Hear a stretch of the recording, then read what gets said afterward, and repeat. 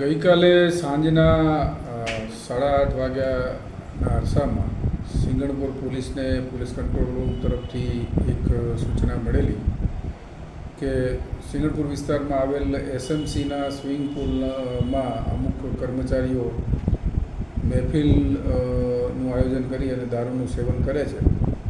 જે મળેલ બાતમી ખરેખર તો આ બાબતે કોઈ મીડિયાના કર્મચારી તરીકે ઓળખ આપનાર વ્યક્તિએ પોતે આ જગ્યાએ આ લોકોને કર્મચારીઓને મહેફિલ માણતા વિડીયો રેકોર્ડિંગ કરેલું અને વિડીયો જે છે એ સોશિયલ મીડિયામાં વાયરલ કરેલો અને વાયરલ વિડીયોમાં પણ એ બોલતા સંભળાય છે અને સ્થાનિક કોર્પોરેટર નરેન્દ્રભાઈને બોલાવે છે. નરેન્દ્રભાઈએ જ આ કંટ્રોલ રૂમમાં ફોન કરેલાની હકીકત તપાસ દરમિયાન જાણવા મળેલ છે.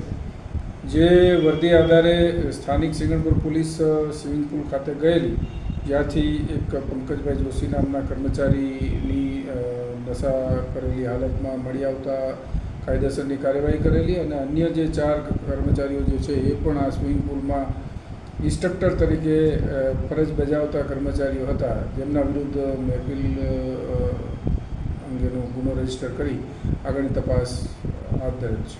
પ્રથમ દ્રષ્ટિએ જે વિડીયોમાં જે છે એમાં દારૂની બોટલ અને અન્ય ચીજવસ્તુઓ જણાય છે, પરંતુ જ્યારે પોલીસ ગઈ ત્યારે આવા કોઈ સ્થળ ઉપર આવી કોઈ ચીજવસ્તુઓ હતી નહીં.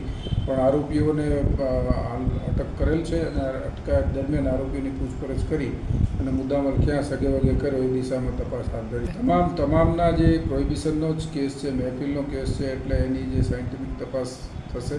તમામના બ્લડ સેમ્પલ લેવા કમ્પલસરી છે અને 48 અવર્સ સુધી જો કોઈ પણ વ્યક્તિએ દારૂ પીધો હોય તો એના શરીરમાં બ્લડમાં આલ્કોહોલ આવવાના પૂરેપૂરા શક્યતા રહેલી હોય છે, એટલે એ દિશામાં પણ વ્યવસ્થિત તપાસ. આ સ્વિમિંગ પુલ એક એવી જગ્યા છે કે જ્યાં બાળકોથી માંડીને વડીલો સુધીના લોકો સ્વિમિંગ શીખવા માટે આવતા હોય અને એમાં ફરજ બજાવતા આવા કર્મચારીઓ જો વ્યસની હોય તો આવા બાળકોની જિંદગી માટે પણ જોખમ ગણાય. એટલે ચોક્કસપણે આ એક નિંદનીય કૃત્ય છે અને કાયદા વિરુદ્ધનું કૃત્ય છે. એટલે આવા કૃત્યમાં સખત પોલીસ દ્વારા કાયદાકીય કાર્યવાહી કરવામાં આવશે.